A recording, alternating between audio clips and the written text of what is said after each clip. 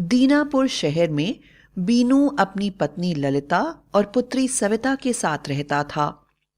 बीनू का गांव में कपड़ों का बड़ा व्यापार था, जिसके कारण उसने बहुत धन कमाया था। इकलौती बेटी होने के कारण वह सविता की हर इच्छा को पूरी करने की कोशिश करता था। वह अपनी बेटी को एक राजकुमारी की तरह पाल रहा था।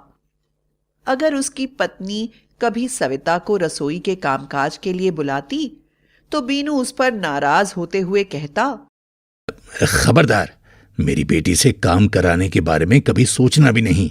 अरे मेरी बेटी राजकुमारी है, राजकुमारी। अरे उसके पिता के पास क्या कोई कमी है जो वो किचन का काम करे है? उसकी बात सुनकर उसकी पत्नी ललिता को बड़ा बुरा लगता और वह कहती, अरे लड़की पराया धन होती है, रसोई का कामकाज नहीं सीखेगी तो ससुराल में क्या करेगी? तुम तो कोई बात समझते ही नहीं हो। बीनू उसकी कोई बात नहीं मानता। धीरे धीरे समय बीतने लगा और फिर सविता के लिए रिश्ते आने लगे। लेकिन सविता शादी के नाम से ही डर जाती थी और कहती, ना बाबा ना, मैं ये शादी वादी नहीं करूंगी। मुझसे नहीं होने वाला यह रसोई वसोई का काम। हाँ, मैं तो पापा की राजकुमारी हूं। हाँ। उसकी उम्र बढ़ रही थी और लोग उसे ताने मारने लगे थे।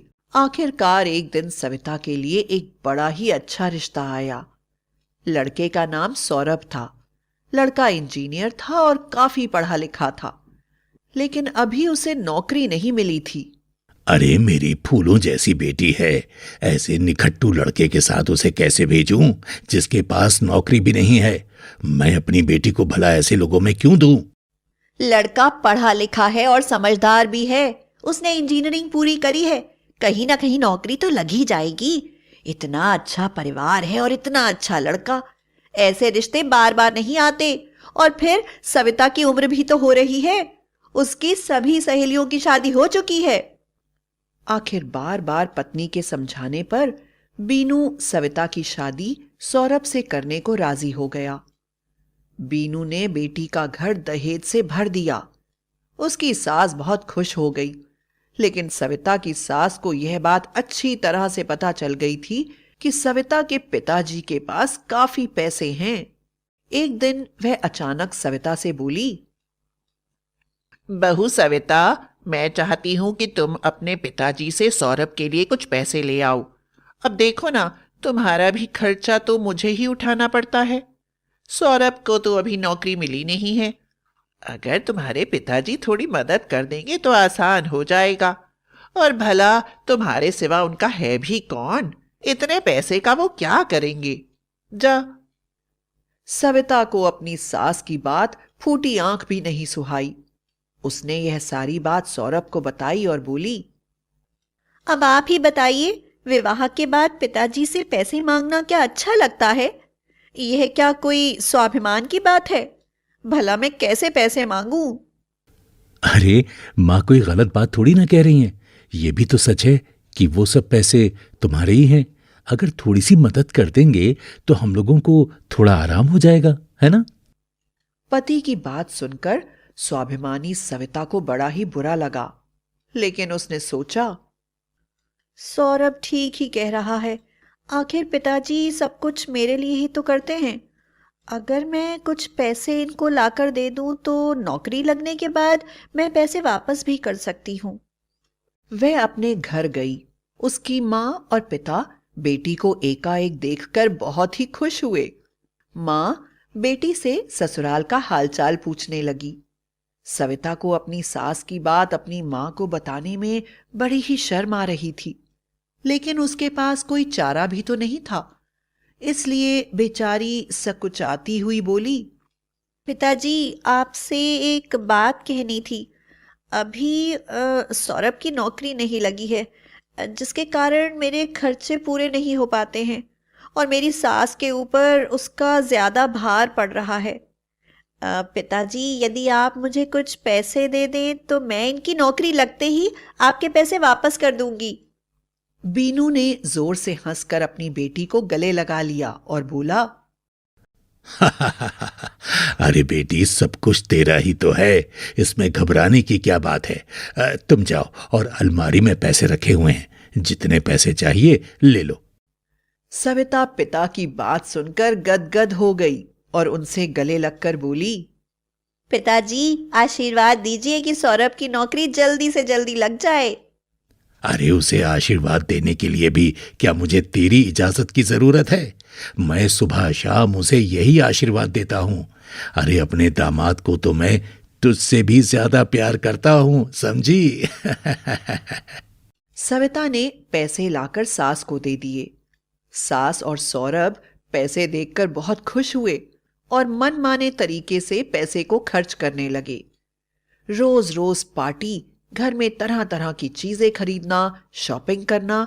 सविता को कुछ भी समझ में नहीं आ रहा था कि वह उन लोगों को इस चीज के लिए कैसे मना करे। जल्दी ही पैसे खत्म हो गए और सविता की सास ने फिर सविता से कहा, बेटी, सौरभ को जल्दी ही अच्छी नौकरी मिल जाएगी। सौरभ के पिता ने कई लोगों से उसकी नौकरी की बात की है, लेकिन जब तक कहीं नौकरी नहीं मिलती तब तक तो पैसे की जरूरत है ना। तुम मेरी बात समझ ही गई होगी। तुम जाकर अपने पिताजी से पैसे ले आओ। सविता बड़ी दुखी हुई, लेकिन जब तक सौरभ की नौकरी नहीं लग रही थी, उसके पास कोई चारा भी तो नहीं था। वह फिर पिता के पास जाकर पैसे ले आई, लेकिन अब सौरभ और उसकी सास ने इसे आदत बना लिया था। वे उसके लाए पैसे का इस्तेमाल करते और फिर उसे मजबूर करते कि वह और पैसे लेकर आए। सविता का स्वाभिमान बुरी तरह से आहत हो रहा था। सौरभ अपनी नौकरी के लिए बिल्कुल चिंतित नहीं था, तो उसने ही कई कंपनियों में सौरभ की नौकरी एप्लीकेशन को भेज दिया। आखिर सविता ने अपने पति को और अपनी लालची सास को सबक सिखाने की सोची। सासू माँ, आपसे बड़ी ही जरूरी बात करनी है। इस बार मेरे पिताजी को व्यापार में काफी घाटा हो गया है और वह अपना दिया हुआ पैसा वापस मांग रहे हैं। यही सही समय है जब हम उनका पैसा उन्हें वापस कर दें। सविता की बात सुनते ही उसकी सास जोर जोर से चिल्लाने लगी और बोली, तुम्हें शर्म नहीं आती? तुम पैसे वापस मांग रही हो? वह पैसे मैंने तुम दोनों पर ही तो खर्च करे हैं। मैं वह पैसे वापस लाकर कहां से दूं? तुम्हें ऐसी बात करते हुए शर्म आनी चाहिए। तुम तो सिर्फ अपने पिता के बारे में ही सोचती हो। हाँ, कभी कभी ससुराल के बारे में भी सोच लिया करो।